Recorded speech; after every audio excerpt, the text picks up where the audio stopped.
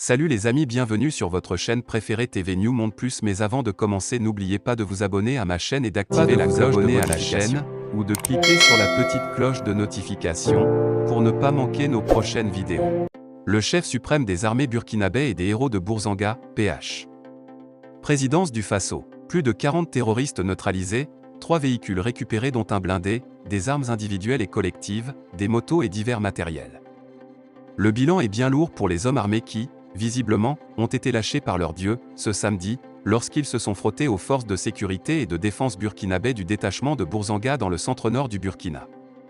Les éléments des forces du mal qui ont pu échapper à la réplique ferme des soldats de l'armée burkinabè, qui, malheureusement auront perdu 5 des leurs, seront désormais qu'ils ont en face, des adversaires qui ne veulent plus servir aussi facilement, de chair à pâté dans ces assauts lâches qui ne laissent aucune chance tant aux populations civiles qu'aux militaires. L'heure de la montée en puissance de l'armée du Burkina Faso que tous espèrent a-t-elle enfin sonné? Peut-être oui, au vu des derniers succès enregistrés et publiés par les FDS burkinabè. Si pour certains, ce sont seulement des pays étrangers qui viendront sauver le Burkina, ce serait faire fausse route, pense le lieutenant-colonel Paul-Henri Sandaogo Damiba.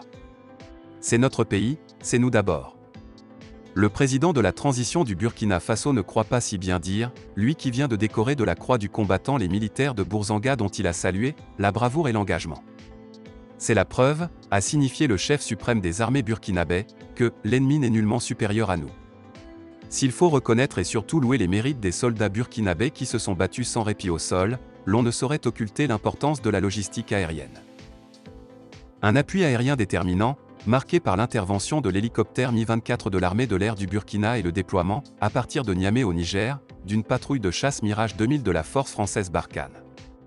Une fois de plus, le mano à mano entre le Burkina et le Niger, à la suite des opérations militaires conjointes Tanli 1, 2 et 3, a gagné à Bourzanga, notamment, dans les phases de ratissage et de sécurisation, avec l'engagement par le voisin nigérien, d'un avion ISR Cessna. Une victoire qui vient donc renforcer la vision de ceux qui, comme le président nigérien Mohamed Bazoum, sont persuadés que la lutte contre les attaques armées des djihadistes et autres bandits ne peut se gagner en solo.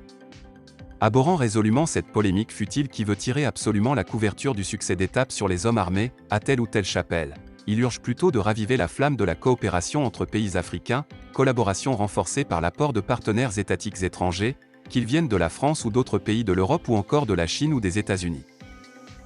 Mais la chance de réussite d'une pareille coalition contre le terrorisme ne sera-t-elle pas affaiblie par le Mali?